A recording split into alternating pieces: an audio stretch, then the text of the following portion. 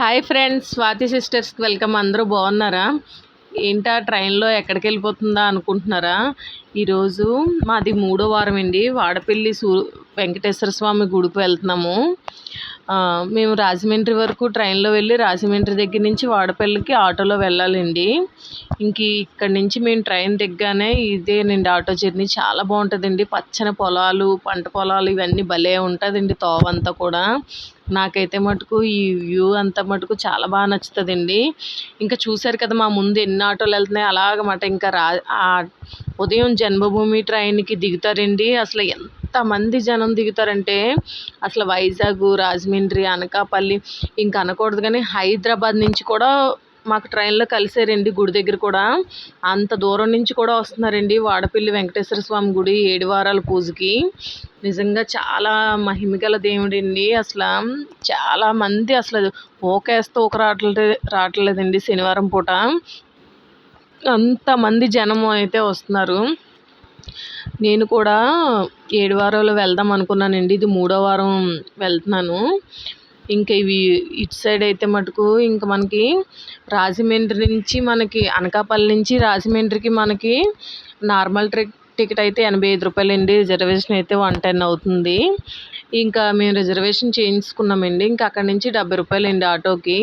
కానీ చాలా మనకి అన్నీ సులువుగా దొరుకుతాయండి. మనం ఏమీ అక్కడి నుంచి ఇబ్బంది పడలేదు. మీరు సైడ్ చూస్తున్నారా, చాలామంది రైల్వే స్టేషన్ నుంచి అక్కడికి గుడి దగ్గరికి అయితే నడుచుకొని వస్తున్నారండి. దేవుడు మహత్యం మరి అలా ఉందండి. అసలు మేమైతే మటుకు ప్రతి వారం కూడా చాలా బాగా దర్శనం అవుతుందండి. ఇక్కడి నుంచి అయితే మటుకు మీకు ఇవన్నీ చూస్తున్నారు కదా, ఇవన్నీ కూడా పూతరేకుల షాపులండి. ఇది ఆత్రేయపురం.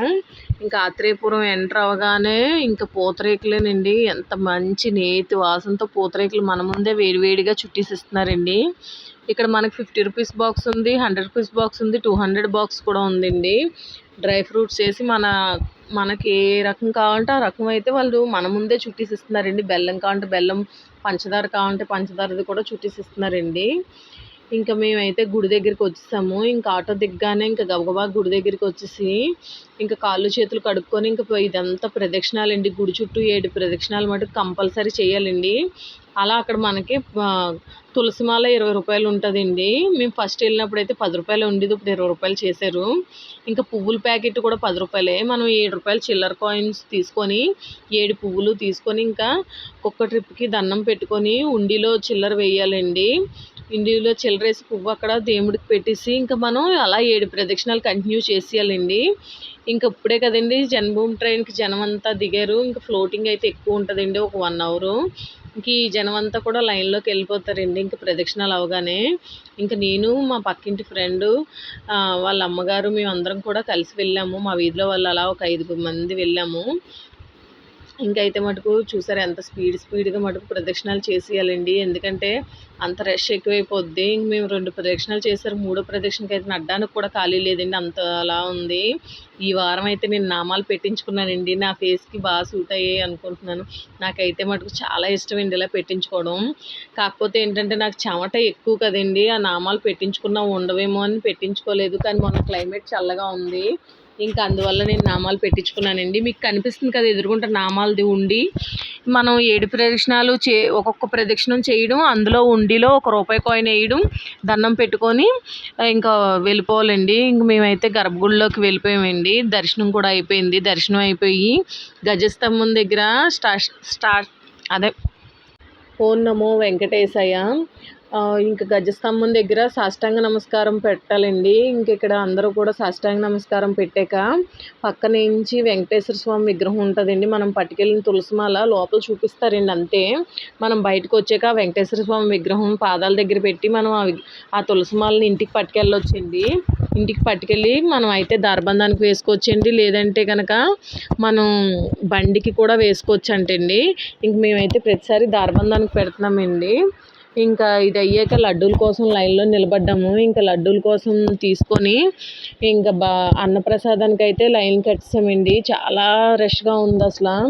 ఇంకా షాపింగ్ అది చేసుకున్న వాళ్ళు అది షాపింగ్ అది చేసుకోవడం, ఇంకా అవన్నీ కూడా మొక్కలు అయితే మటుకు చాలా బాగున్నాయండి. మొక్కలు అవి కూడా ఇది మనకి ఇంకా రాజమండ్రి దగ్గర కదండి, మొక్కలు అవి కూడా చాలా బాగా అమ్ముతున్నారు.